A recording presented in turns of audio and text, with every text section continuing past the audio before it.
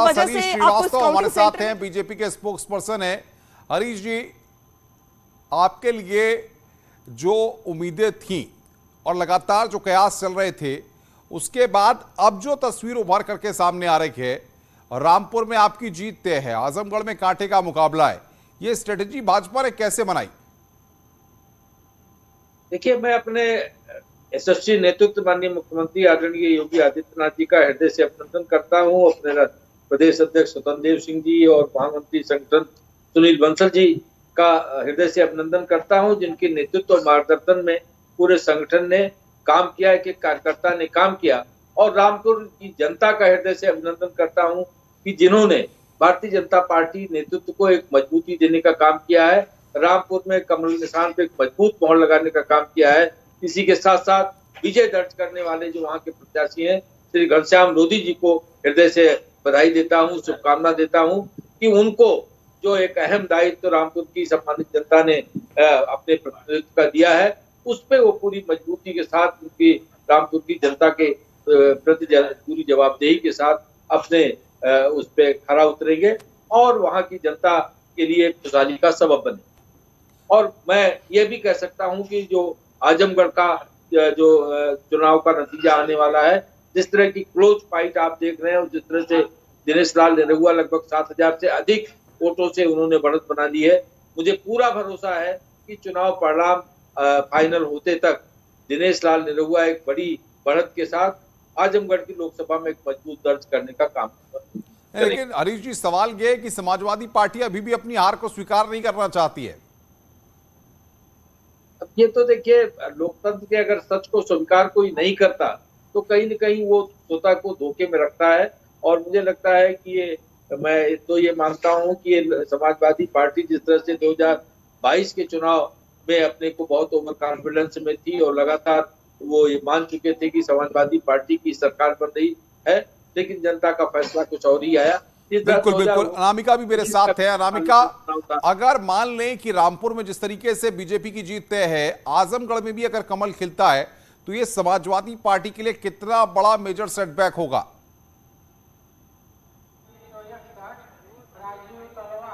देखिए, वैसे तो अब अगर देखा जाए तो ना ही इससे सरकार बदलने वाली उत्तर प्रदेश की, नहीं बदलने वाली है केंद्र सरकार, तो सरकारों पे कोई फर्क तो नहीं पड़ने वाला। लेकिन हाँ, इतना जरूर आकलन करना होगा अखिलेश यादव को कि ये वो जिले थे, ये दोनों ही वो जिले थे जहां पे समाजवादी पार्टी के गढ़ माने जाते थे।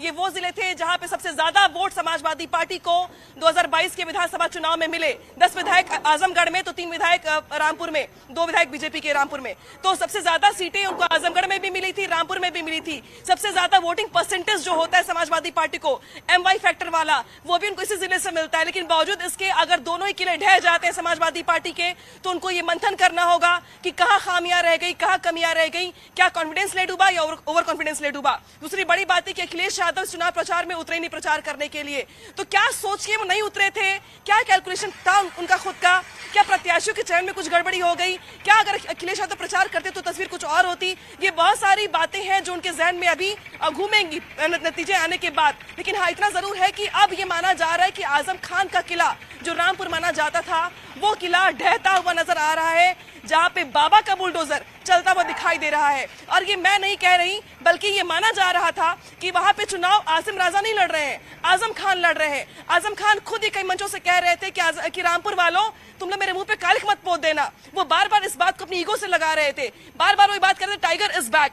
यानी कि वो भी ये जानते थे कि अगर रामपुर वाले वोट डाल रहे हैं तो वो आसिम राजा को वोट नहीं डाल रहे हैं, वो आजम खान को ही वोट डाल रहे हैं। और अगर वोट नहीं दिए गए या बीजेपी प्रत्याशी जीत गए, तो यानी कि वहां की जनता ने बीजेपी प्रत्याशी को वोट दिया और बीजेपी को लेकिन अगर रामपुर से हटके आजमगढ़ की बात करें, और यहां पर एक बड़ी खबर आ गई है, रामपुर में बीजेपी की जीत तय, 40,309 वोटों से घनश्याम लोधी आगे। ये यहां पर एक बहुत बड़ा मार्जिन है, इसको हम लगातार बता रहे हैं। 40,309 वोटों से घनश्याम लोधी आगे हो गए हैं। आजमगढ़ में भी बीजेपी ने बढ़त बनाई हुई है। इस वक्त की सबसे बड़ी खबर, 11,740 वोटों से निरहुआ। फरा हमारे साथ जुड़ गई है। फरा, कितनी देर में तस्वीर अब साफ होने वाली है, क्योंकि 40,000 का अंतर तो हो चुका है? जी बस कुछ ही देर में जो है चुनाव आयोग जो है वो ये घोषणा कर देगा और साफ तौर पर यहाँ पर हलचल तेज हो गई है। और जैसा कि आप बता रहे हैं जितनी गिनती बाकी है उससे ज़्यादा अगर देखा जाए तो उससे ज़्यादा का मार्जिन लेकर लीड कर रहे हैं। और यहाँ मैं एक बार आपको नज़ारा दिखाना चाहूँगी। देखिए सब जो है हलचल तेज हो गई है और यहाँ पर ये माना जा रहा है कि थोड़ी देर में ही घोषणा की जाएगी और घोषणा के बाद ये बता दिया जाएगा, क्योंकि घनश्याम लोधी बहुत ही विजयी बिल्कुल फराह, कुछ लोगों से जरा बात करिए। भीड़ जहां पर दिख रही है वहां पर पहुंच के आप बातचीत करने की कोशिश करिए। बीजेपी के नेता कार्यकर्ता कितने उत्साहित हैं?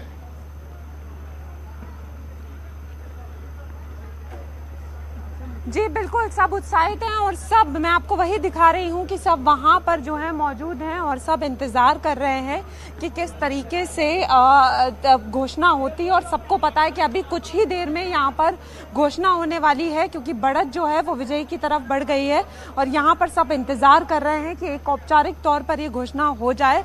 और अब साफ हो गया है कि जो रामपुर का पॉलिटिकल सिनेरियो है वो बदल गया है। 2014 के बाद यहाँ पर फिर से कमल खिल गया है। जिस फेस वैल्यू की चर्चा शुरुआत से हो रही थी अब वो फीका नजर आ रहा है। जो प्रतिष्ठा दांव पर लगी थी उस पर भी अब सवाल उभरते जा रहे हैं। और अब जो यहाँ पर जो कैंडिडेट घनश्याम लोधी हैं उनकी जीत, और आज ऐसा मानकर अभी थोड़ी देर में औपचारिक तौर पर ये घोषणा हो जाएगी कि रामपुर का जो नए सांसद हैं वो घनश्याम लोधी होंगे। थोड़ी ही देर का इंतज़ार है, क्योंकि बढ़त जो है वो काफ़ी ज़्यादा है और अभी मान के चल रहे हैं कि बस थोड़ी देर में जो है वो औपचारिक तौर पर घोषणा होगी। हाँ बिल्कुल फराह, अनामिका भी मेरे साथ बनी हुई है। अनामिका, सबसे बड़ी बात यह है कि गुड्डू जमाली का आना धर्मेंद्र यादव का और समाजवादी पार्टी का खेल इस तरीके से बिगाड़ देगा, शायद ये समाजवादी पार्टी पहले भांप नहीं पाई। और जो रणनीति समाजवादी पार्टी की थी वो रणनीति गुड्डू जमाली ने पूरी तरह से फेल कर दी। अभी तक की जो तस्वीर है उसको देखने के बाद ये बात कही जा सकती है। देखिए समाजवादी पार्टी भाप चुकी थी, इसी वजह से समाजवादी पार्टी की ओर से बार बार ये कहा जा रहा था कि बसपा की ओर से जो प्रत्याशी उतारा गया वो खासतौर पर उतारा ही गया बीजेपी की बी टीम के लिए काम करने के लिए। तो ये समाजवादी पार्टी भाप चुकी थी कि जो खतरा है वो यहीं से है और जो खतरे की घंटी है वो यहीं से बज रही है। और अब तक अगर वोटों को देखें आप तो वोट देखिए आप जिस तरीके से अपने सामने आए हैं, 1,36,000 वोट मिले हैं, 1,54,000 वोट निरहुआ को मिले हैं और इसके अलावा धर्मेंद्र यादव को 1,46,000 वोट मिले हैं और शाह आलम उर्फ गुड्डू को 1,35,000 वोट मिले हैं। यानी कि जब आप रेशियो देखेंगे वोटिंग परसेंटेज का तो गुड्डू जमाली थर्ड नंबर पे चल रहे हैं। आपको भी रोकेंगे, आप लोग बने रहिए। हरीश श्रीवास्तव बीजेपी के स्पोक्सपर्सन भी हमारे साथ बने हुए हैं। सबसे बड़ी कवरेज यहां पर जारी है। एक छोटे से ब्रेक के लिए हमें रुकना है, कहीं मत जाइए। कुछ ही देर में यहां पर परिणाम पूरी तरह से साफ होंगे और न्यूज़ 18 की सबसे बड़ी कवरेज जारी है। एक छोटे से ब्रेक के लिए रुक रहे हैं, जल्द हाजिर होते हैं।